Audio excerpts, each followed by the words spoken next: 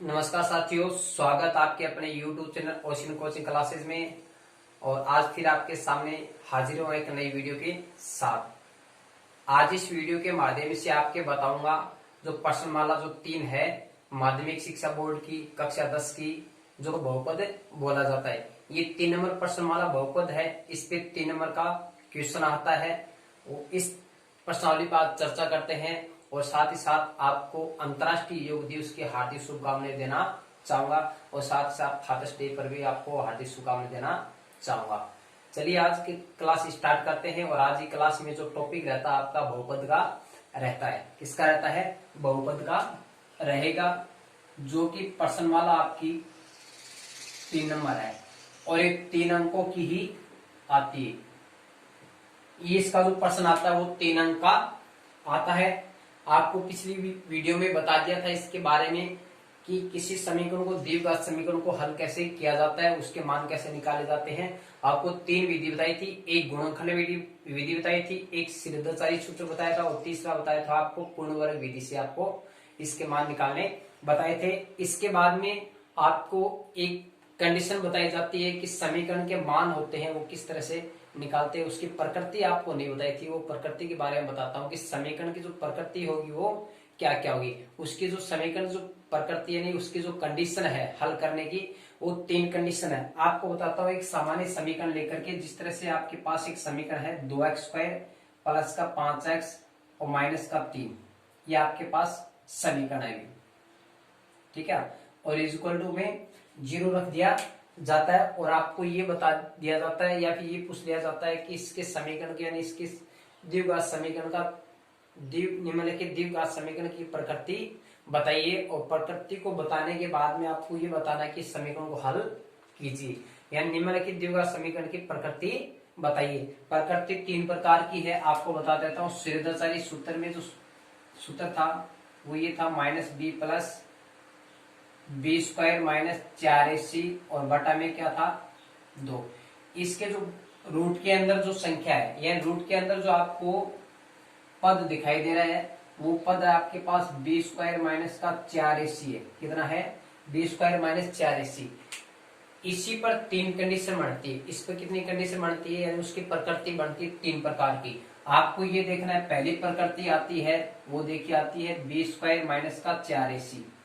अगर इस पूरी समीकरण का मान क्या आ जाता है, अगर 0 से बड़ा हो, क्या हो 0 से बड़ा है, तो उसके जो शून्यांक होंगे उसके जो x के मान होंगे वो क्या होंगे, दोनों ही क्या होंगे, वास्तविक व भिन्न भिन्न होंगे। वास्तविक व भिन्न भिन्न होंगे। वास्तविक व भिन्न भिन्न यानी जिस तरह से आपके पास एक मान आ गया 2/3 और एक क्या आ गया 1 आ गया, तो ये दोनों मान वास्तविक और भिन्न भिन्न कहलाएंगे। क्या कहलाएंगे? वास्तविक और भिन्न भिन्न कहलाएंगे। इसके बाद में एक कंडीशन बढ़ती है इसकी, देखो अगर b² माइनस 4ac का मान क्या आता हो 0 के बराबर आता हो, मतलब इस पूरे समीकरण का क्या मान बन जाता हो 0 बन जाता हो, तो दोनों मान क्या होंगे वास्तविक। दोनों मान क्या होंगे वास्तविक व समान होंगे, क्योंकि x का मान यानी इस पूरी समीकरण का मान क्या बन गया 0 बन गया। क्या बन गया 0। तो ऐसी कंडीशन में x के जो मान निकलेंगे वो दोनों ही क्या निकलेंगे सेम निकलेंगे। क्या निकलेंगे? सेम निकलेंगे। जिस तरह से x का मान 2 और 2 आ गया, ऐसी कंडीशन आपको प्राप्त होगी। और तीसरी जो कंडीशन बनती है वो बनती है b² माइनस का 4ac लेस देन 0, यानी b² माइनस 4ac का मान क्या आना चाहिए 0 से छोटा। और 0 से छोटा का मतलब है कि जो मान आ रहे वो माइनस में आना चाहिए। किस में आना चाहिए? माइनस में आना चाहिए। तब उसमें कंडीशन क्या होती है अवास्तविक। क्या होती है? अवास्तविक या फिर काल्पनिक बोल दो इसको। क्या बोल दो? काल्पनिक। समझ गए? यानी यहाँ पे b² माइनस 4ac का मान आता है वो माइनस में आता है। किस में आता है? माइनस में आता है। और इस पे आधारित आपको प्रश्न देकर के पूछा जाता है कि उसकी प्रकृति ज्ञात करो। प्रकृति ज्ञात करने के बाद में अगर यदि उसके मान दोनों वास्तविक या भिन्न भिन्न है या दोनों मान वास्तविक समान है तो उसके मान निकालो। इन 2 कंडीशन पे आपको मान पूछता है, इस कंडीशन पर आपको मान नहीं पूछेगा। समझे क्या? तो जिस तरह से आपको ये समीकरण दे रखी है और इसी समीकरण पे आधारित आपको ये तीनों की कंडीशन बताता हूँ कि इसमें कंडीशन कौन सी बन रही। तो इसका देखो इस समीकरण का व्यापक व्यापक रूप होता है समीकरण का, आप जानते हो ax² प्लस का bx प्लस का c इक्वल टू 0। तो यहां से देखिए a का मान 2 है आपके पास, और यहाँ पे b का मान है वो 5 है, और c का मान कितना है -3। यानी a और b और c ये अचर पद होते हैं। a b c क्या होते हैं? अचर पद होते हैं। और a b c के सामने जो मान होते हैं x को छोड़ करके, वो मान a b c के कहलाते हैं। और a b c के जो मान होते हैं उससे पहले अगर माइनस का निशान लगा हुआ हो, उस माइनस को साथ लेके चलना होता है। यानी a का मान 2 हो गया और b का मान 5 हो गया, c के सामने 3, तो ये जो मान माइनस का, तो माइनस का आपको लेना पड़ेगा। आपको ये सूत्र न लगा करके सबसे पहले ये कंडीशन लगा के देखनी है कि इसका मान कैसा प्राप्त हो गया, यानी इन तीनों प्रकृति में कौन सी म्यूचुअल करेगी। तो सबसे पहले हम क्या रखेंगे, b² माइनस का 4ac, ये कंडीशन लगा करके देखेंगे। यहाँ पे देखो b² यानी b का मान कितना आपके पास 5, 5 का स्क्वायर 4 का 4 आ गया, a का मान आपके पास कितना है 2, और c का मान आपके पास कितना है -3। अब इसको हल करो, 5 का स्क्वायर कितना हो गया 25, और ये देखो 4 को 2 से गुणा कर दो, 4 दूनी 8 हो गए, और 8 क्या कितना हो गए 24 हो गए। ये तीनों का तीनों क्या है गुणा में। कभी ये मत सोचना कि 3 माइनस का तो 2 में से 3 घटा दे, नहीं, ये क्या है गुणा में सबसे पहले गुणा होगा। 4 को 2 से गुणा कर दो 8 हो गए, 8 को 3 से गुणा करो 8 या 24, और माइनस माइनस क्या हो गया प्लस हो गया। तो 25 और 24 को जोड़ोगे तो क्या प्राप्त होगा आपको 49 प्राप्त होगा। क्या प्राप्त होगा, अब ये बताओ 49 है वो 0 से बड़ा है या 0 के बराबर है या 0 से छोटा है। तो आप जानते हो कि 49 है वो 0 से क्या बड़ा है, क्या भी 0 से बड़ा, यानी ग्रेटर देन 0 ग्रेटर देन 49, यानी ये कंडीशन 0 से बड़ी आ रही है। तो ये कंडीशन किसमें बन रही है, फर्स्ट नंबर। कौन सी बन रही है, फर्स्ट नंबर। इसका मतलब दोनों मान क्या होंगे, वास्तविक और भिन्न भिन्न। दोनों मान वास्तविक है, भिन्न भिन्न होंगे। जब इसका मान निकालोगे तो आपको पता चल जाएगा कि भिन्न भिन्न आता है या नहीं, इसकी आप जांच भी कर सकते हो। तो इसका मान निकालते हैं, अभी आपको बताता हूं। इन कंडीशन को आप स्क्रीनशॉट लेना चाहो तो स्क्रीनशॉट ले लो इन तीनों कंडीशन की। ये क्या है, द्विघात समीकरण को हल करने की जो प्रकृति होती है वो है, इन 3 कंडीशन पे प्रकृति बताई जाती है और इसी पे आधारित आपको क्वेश्चन पूछा जाता है। अब देखो इसका मान निकालता हूं इस समीकरण का।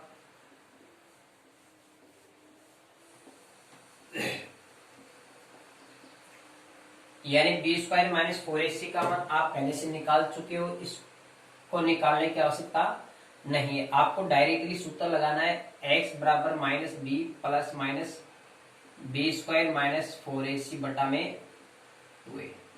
तो देखो माइनस का माइनस आ गया, b का मान आपके पास कितना है 5 है, और ये प्लस माइनस हो गया।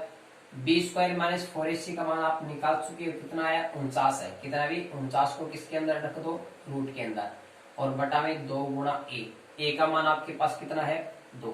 जब इसको हल करोगे तो देखो माइनस का 5 हो गया, और 49 का वर्गमूल कितना होता है 7 होता है। कितना होता है 2 को 2 से गुणा करोगे 4। तो ये देखो आपके पास x के मान जो आएंगे, पहले आप धनात्मक चिन्ह लोगे, क्या लोगे धनात्मक, यानी प्लस वाला निशान लो। तो एक बार 7 को प्लस में लेना है और एक बार किस में लेना है माइनस में। अब इसको हल कर दो, 7 प्लस का 5 किसका है माइनस का, तो 7 में से 5 गए 2 बचे, और एक 2 से कट जाएगा 1/2। तो एक मान आपके पास कितना आ गया 1/2 आ गया। दूसरा मान निकालो। अब 7 किसका लोगे आप, माइनस का लोगे, -5 है पहले से, माइनस का 7/4, माइनस का 5 माइनस का 7, यानी सेम निशान की संख्या हमेशा जुड़ती हुई, क्या तो सेम निशान के समान निशान की संख्या क्या होगी जुड़ेगी। यानी 5 माइनस के 5 और माइनस के 7 कितने हो जाएंगे, माइनस के 12 हो जाएंगे, बटा में 4, 4 से कट जाएगा 4 3 12। तो दूसरा मान कितना आ गया इसका -3। तो x के 2 मान प्राप्त हो गए, 1/2 और माइनस का 1/3। मेरी बात को समझ में आ गया होगा। यानी ये कंडीशन बनती है, इसने क्या कहा दोनों मान वास्तविक और भिन्न भिन्न है, दोनों मान वास्तविक और भिन्न भिन्न है। वास्तविक आ गया, ठीक है, यानी वास्तविक संख्या वो होती है जिसमें भिन्न वाली प्राकृत संख्या भी आ जाती है और इसमें माइनस वाली संख्या भी आ जाती है। क्वेश्चन की बात करता हूं, आपको इसके प्रकृति के बारे में बताया था कि प्रकृति के आधारित जो प्रश्न आते हैं वो किस तरह से आते हैं। तो चलिए उसी प्रकृति पे आधारित समीकरण दे रखे, आपको 3 समीकरणों को आपको हल कराता हूं और उसकी कंडीशन दे रखी है। देखिएगा कि k का मान ज्ञात करो यदि द्विघात समीकरण के मूल वास्तविक व भिन्न भिन्न हो, वास्तविक व भिन्न भिन्न हो। आपको 3 कंडीशन वो याद होने चाहिए। प्रकृति के बारे में 3 कंडीशन बताई थी। देखो B square minus 4ac greater than 0, B square minus 4ac is equal to 0 और B square minus 4ac less than 0। ये 3 कंडीशन यानी ये प्रकृति आपको समीकरण की बताई थी। ऐसी कंडीशन बनती हो यानी बी स्क्वायर माइनस 4ac का मान अगर 0 से बड़ा आता हो इन प्लस में आता हो तो दोनों मान वास्तविक और भिन्न भिन्न होंगे, और अगर बराबर आ रहा है तो दोनों मान वास्तविक और समान होंगे। अगर छोटा आ रहा है यानी माइनस में आ रहा है तो वो अवास्तविक या फिर काल्पनिक होगा। तो आपको कंडीशन दे रखी है कि वास्तविक और भिन्न भिन्न हो, तो इसकी 1 नंबर जो समीकरण है यानी 1 नंबर जो प्रकृति वही नियम लगेगा। इसमें कौन सा नियम लगेगा? 1 नंबर वाला नियम इसमें लागू होगा। आप देखिए बात करते हैं, इसमें ये कह दिया कि आपको k का मान निकालना है। क्या निकालना? आपको k का मान निकालना है और आपको कंडीशन दे रखी है कि वास्तविक और भिन्न भिन्न हो, तो आपको सूत्र ये लगाना है। तो यहाँ से देखो इस समीकरण का व्यापक रूप अगर लिखना चाहो तो क्या आएगा? ax स्क्वायर प्लस का bx प्लस का c इज इक्वल टू 0 आएगा। ठीक है, तो यहाँ से आप a का मान लिख लो। तो a का मान कितना आपके पास k है, और यहाँ से b का मान आपके पास 2 है और c का मान आपके पास कितना है? 1 है। तो आपको बताया था, देखो इसको अलग अलग करके आपको बता देता हूं। तो आपको जो प्रकृति बताई थी 1 नंबर, वो नियम बताया था। क्या बताया था? बी स्क्वायर माइनस 4ac बताया था। क्या बताया था? बी स्क्वायर माइनस 4ac, और इधर क्या आ जाएगा? ग्रेटर देन 0 आ जाएगा। ठीक है, तो b का मान आपके पास कितना है? 2, इसका स्क्वायर कर दो तो माइनस 4ac। अगर आप इसको d के बराबर रखना चाहो तो d के बराबर इसको मान सकते हो। ठीक है, तो देखो 2 का स्क्वायर माइनस 4 है और a का मान आपके पास कितना है? k है, और इंटू में c का मान आपके पास कितना है? 1, इधर 0। ठीक है, 2 का स्क्वायर करोगे 4 आएगा, और 4 को 1 से गुणा किया 4 एकम 4 यानी इन तीनों को गुणा करोगे ये हो गया 4k। कितना हो गया? 4k। इधर आपके पास देखो ये माइनस का 4k है, और जैसे आगे जाएंगे प्लस में हो जाएगा। किसमें हो जाएगा? प्लस में हो जाएगा, और ये हुए प्लस के 4k।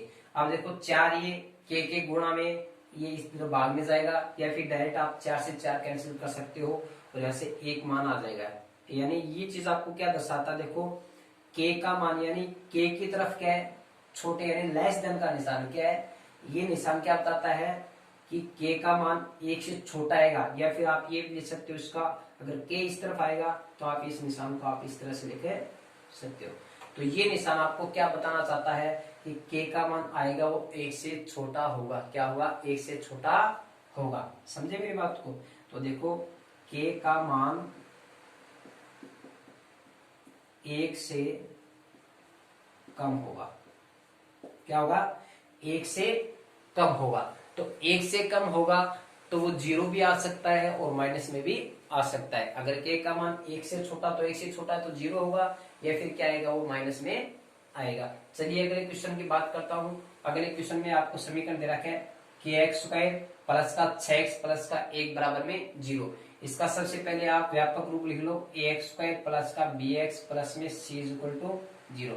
तो a के सामने कौन है? k, b के सामने कौन है?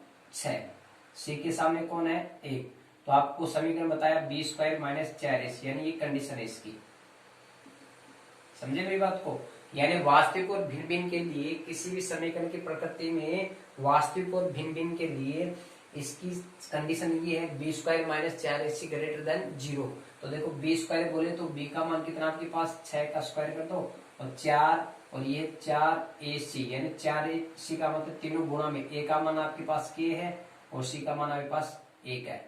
ठीक है, तो 6 का स्क्वायर 36 हो जाएगा। इनको गुणा करोगे ये कितना हो गया?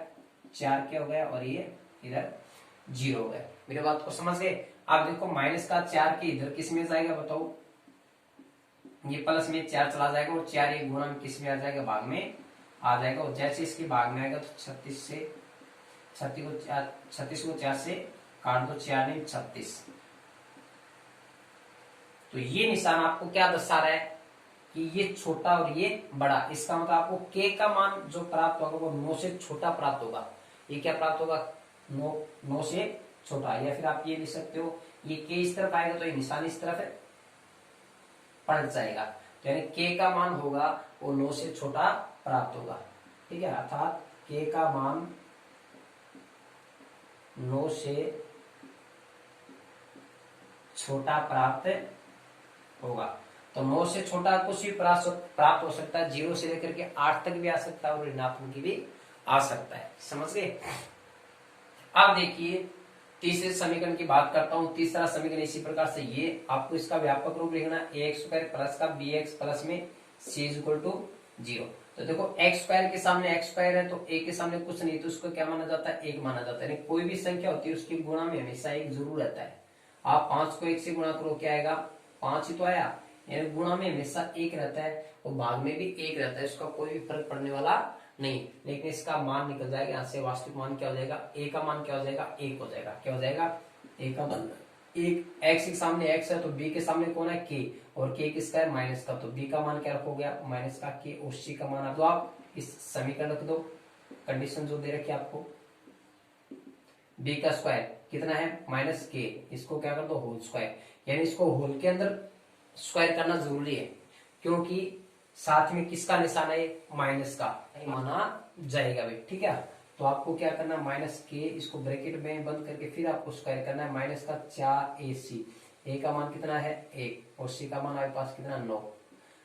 अब इसका स्क्वायर करो तो यहाँ से माइनस क्या हो जाता है, हट जाता है। मेरी बात को समझ गए क्या, क्योंकि के का स्क्वायर के स्क्वायर हो जाएगा, माइनस का स्क्वायर करते तो प्लस हो जाता है, और ये हो गए 9 चौके 36, और माइनस का 9 चौक 36 ही इधर जाए तो 36 को आप इसके पूर्ण वर्ग के रूप में लिखे सकते हो। 6 स्क्वायर इज इक्वल टू ये ग्रेटर देन 0, तो इधर देखो आप इसको लिख दो, ए स्क्वायर माइनस बी स्क्वायर क्या होता है, ए प्लस बी, ए माइनस बी, वो सूत्र लग जाएगा बीजगणितीय सूत्र, के माइनस 6 ग्रेटर देन 0, तो यहाँ से क्या आएगा, माइनस का 6 वो किस में जाएगा बताओ, प्लस में जाएगा।